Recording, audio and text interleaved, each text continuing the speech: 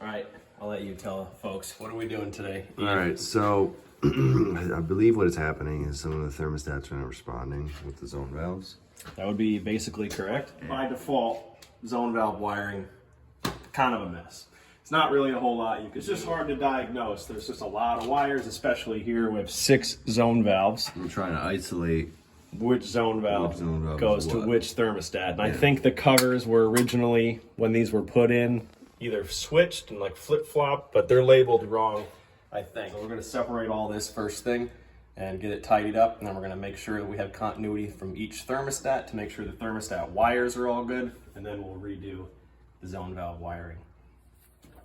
So Dom, explain to us, explain to the viewers, what is a zone valve? That's a very candid question that you asked that I know you thought of on your own. A zone valve is a glorified switch. It's an electric switch. So now that we have one of these covers off, this right here is the motor. It's powered by 24 volts and it's wired in with the thermostat that it corresponds with. So the thermostat has a thermometer in it. When the temperature raises or lowers, it will either bring power to the zone valve or take it from the zone valve. Giving this motor 24 volts will actually open the switch. It's on a lever, and there's a micro switch back here. And when that lever contacts the micro switch, it will complete the circuit. It's very hard to see. It's actually easier to see from over here, but we can't get there. It will actually complete the circuit, sending power through the TNT terminals, which actually will fire the boiler. And at that point, it'll turn the circulator on. And so it does two things. When the motor opens, it opens a passageway in the valve body, which allows hot water to flow through the zone. Inside of there. It's like a small, I don't know what you call it. It's a ball and socket. It's made of rubber. And when the valve closes, the lever is spring loaded. So it seats the ball onto the opening, which seals the water flow off and stops the flow to the zone. So that all works in conjunction with the thermostat. And each of the zone valves are wired together in a sense. And we'll go over how that's. All right, what do we do? What did we do?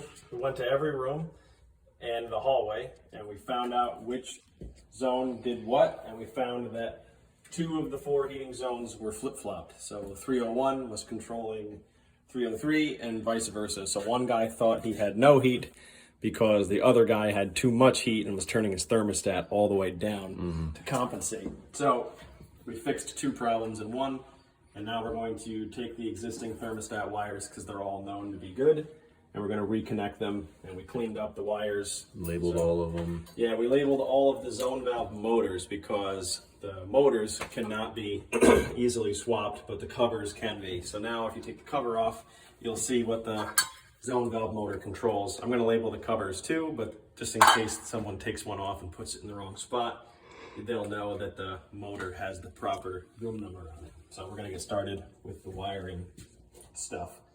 All right. Okay. Explain. So we're done. Got all the thermostats labeled. Hold on. Let's just. Yeah, I mean, wiring looks like plumbing, dude. Yeah. That's about as good as it's going to get with the zone valves, I think. These are all labeled. And label all these. Yeah, we're going to leave those on there because just in case, next time, if it needs a repair, I don't want to go into all these people's rooms. It's a little bit funky in this place. Zone valves run on 24 volts. In simple terms. Simple game, bro. Simple. It's a simple game. Oh, look at this. I mean, simple stuff, really. If you break it down. Next time you're going to do it, I'm just going to stay home, and you're going to wire up 6 zone valves. Okay. So, all right? All right, cut. We're going to go snake toilets now. Do it. What's the problem?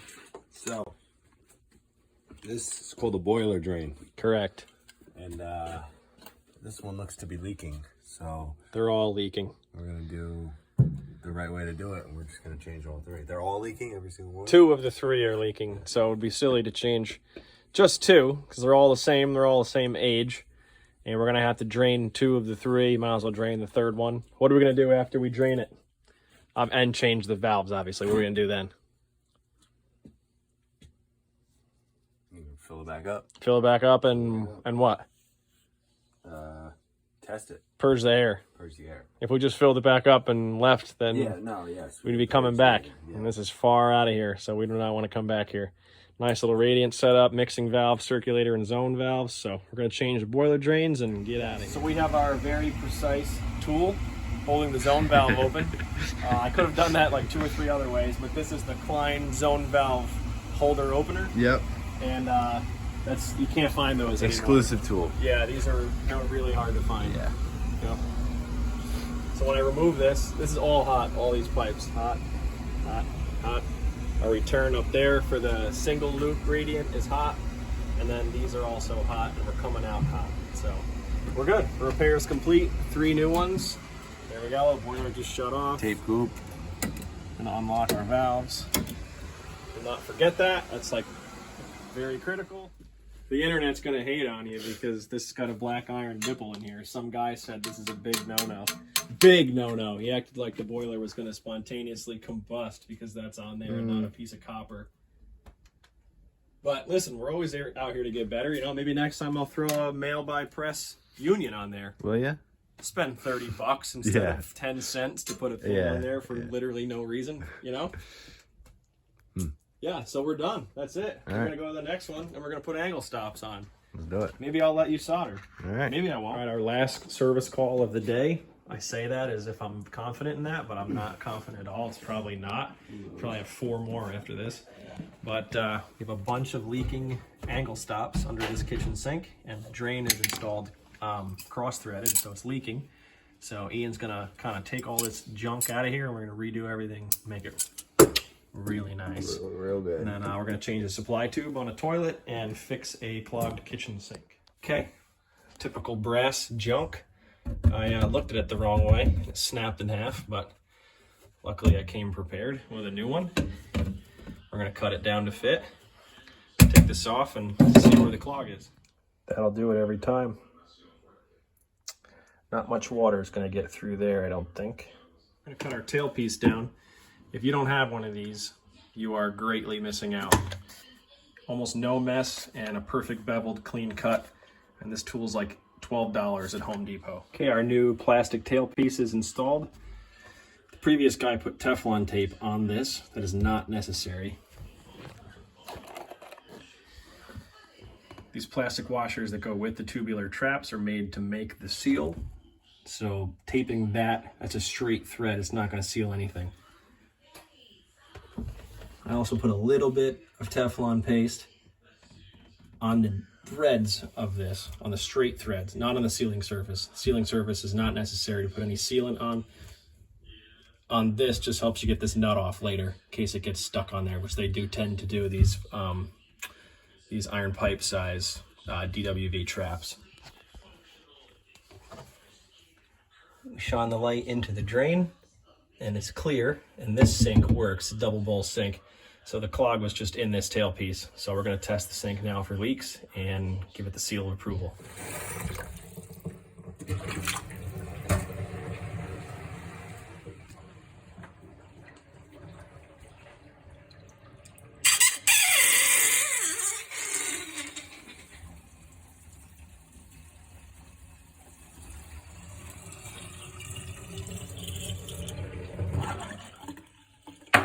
Okay, next at this gentleman's house, on the to-do list is to change the toilet supply.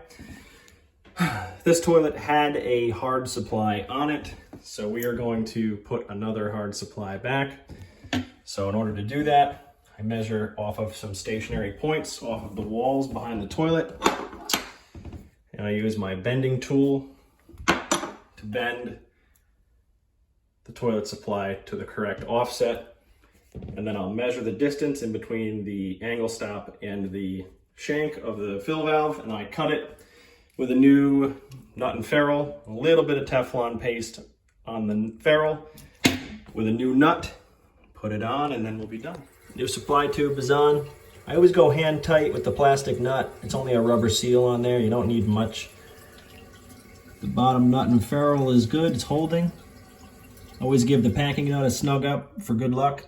And we're going to test it 3 times through 3 fill cycles to make sure that it gets my seal of approval. A little bit of a tricky scenario here. All these valves are leaking. So we're going to redo the whole kitchen cabinet. Ian is sanding. Key to solder prep. Yep. The key to solder prep to make sure everything is clean and fluxed. And we are going to solder today. We're going to break out the fire maker. Turbo torch, baby.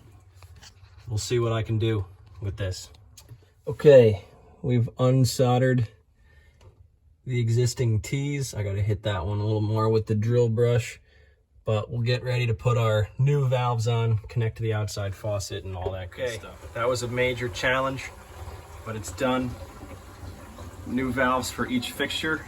Hot to the dishwasher, hot to the faucet, cold to the ice maker, cold to the faucet, cold to the point of use filter, and then cold out to the hose bib for outside. This was also a challenge. There was only about an inch, or probably 3/4 of an inch of material left on the back side of that broken fitting. I was able to cut it free and glue a new trap adapter on. The old one had a fern co on it, and that was going to leak for sure, so I changed that as well. So there we go.